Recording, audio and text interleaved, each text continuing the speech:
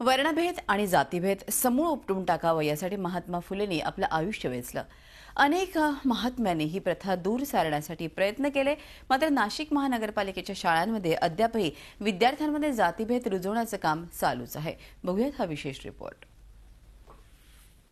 आमच्या वर्गामध्ये बाकी 5-6 मुलांना जाती जमातीचे असल्यामुळे त्यांना पॅन्ट मिळाले आहे, परंतु मला नाही मिळाली। या वर्षी विद्यार्थी सांगतायत तो जाती जमातीचा आहे आणि मी नाही। कारण आहे गणवेशाचं। नाशिक महापालिकेतील सर्व शाळेत विद्यार्थींना गणवेश देण्याचा प्रस्ताव होता, मात्र यावर्षी नाशिक महापालिका प्रशासनाने गणवेश वाटले ते फक्त अनुसूचित जाती जमातीच्या मुलांना। ज्या वयात गणित, विज्ञान आणि भाषा शिकून भारतीय व्हायचंय त्या वयात विद्यार्थ्यांना जाती जमातीचं शिक्षण मिळतं। कारण आहे महापालिकेने आपल्या कोट्यातून विद्यार्थ्यांना द्यावयाचे गणवेश अद्यापही दिले नाही। सर्व शिक्षा अभियानातून विशेष संवर्गातील मुलांना गणवेश देण्यात आल्याने मुलांमध्ये उभी दरी निर्माण झाली।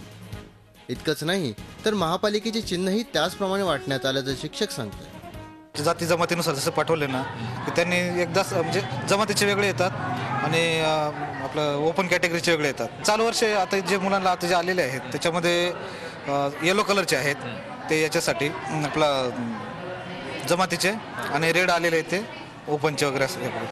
विरोधी पक्षनेत्यांनी याबाबत रान उठवीत महापालिका शिक्षण मंडळ प्रशासनाला धारेवर धरले।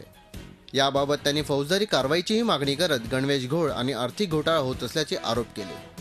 SC, ST आणि BPL आणि मुली या सहवर्गातील विद्यार्थ्यांना गणवेश दिलेले आहेत। VJNT, OBC, जनरल या सहवर्गातील विद्यार्थ्यांना अद्याप गणवेश मिळालेले नाही।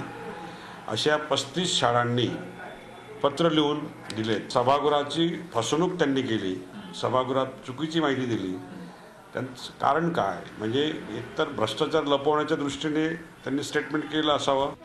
पुस्तकी ज्ञानातून मिळणाऱ्या माहितीपेक्षा वागण्या बोलण्यातून आणि अनुभवातून विद्यार्थी अधिक समृद्ध होत असतो, मात्र असा अनुभव शिक्षण घेतानाच दिल्यास विद्यार्थ्यांच्या मनावर जातीय भेद कायमस्वरूपी कोरला जातो। प्रशासन, शिक्षक आणि महापालिकेच्या हे लक्षातही येऊ नये यापेक्षा वैषम्य ते काय।